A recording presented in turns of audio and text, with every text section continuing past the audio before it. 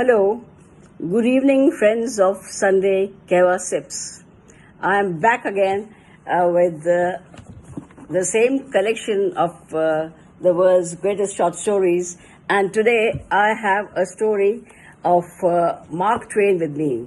And you, of course, know that he is known for his satirical wit in his large body of works, and in this story that I'm going to read, he gives a unique twist to the ghost story, making fun of superstitions.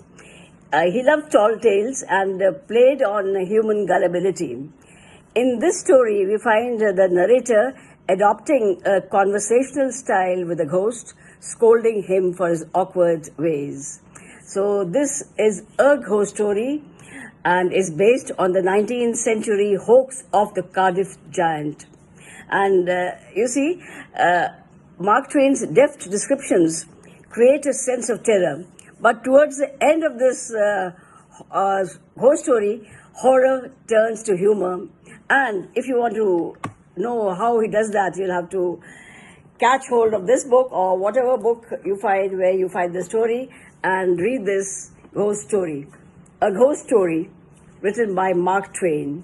So I'll just read a few extracts from it. Here the narrator is starting the story.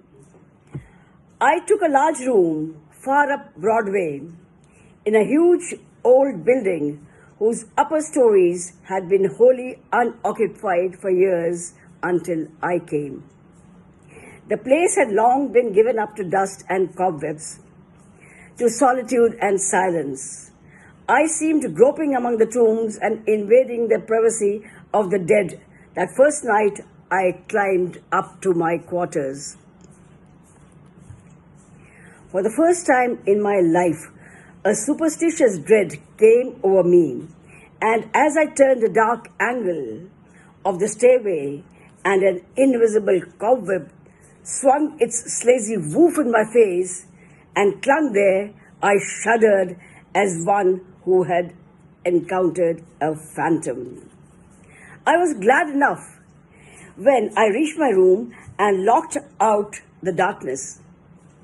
A cheery fire was burning in the grate, and as I sat down before it with a comforting sense of relief, I sat there for 2 hours, thinking of bygone times. Now I come to the end, and I'll read out the final paragraphs. I never saw such an eloquent look of shame, of pitiable humiliation overspread a countenance before. The petrified man.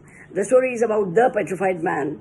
The petrified man rose slowly to his feet and said, "Honestly, is that true?" As true as I'm sitting here. He took the pipe from his mouth and laid it on the mantel, then stood irresolute a moment, unconsciously from old habit, thrusting his hands where his pantaloon's pocket should have been, and meditatively dropping his chin on his breast, and finally said, "Well, I never felt so absurd before.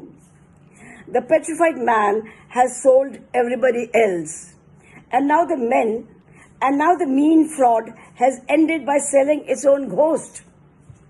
My son, if there is any charity left in your heart for a poor, friendless phantom like me, don't let this get out. Think how you would feel if you had made such a fool of yourself." I heard his stately tramp die away, step by step, down the stairs and out into the deserted street, and felt sorry that he was gone. Poor fellow, and sorrier still, that he had carried off my red blanket and my bathtub. So this is the end of the story, and the entire story you'll have to read yourself. It's very interesting, very bewitching, and towards the end, this horror turns to humor, and you have a good laugh over the story, how he has made fun of human vulnerability. So, toodaloo, friends, and have a nice dinner. It's already 8:30, so Good night and see you next Sunday. Till then, toodaloo, bye-bye. And thank you, Mushtaq Bala and Kashmir Pen, for this wonderful opportunity. It's always a pleasure being here. Thank you so much.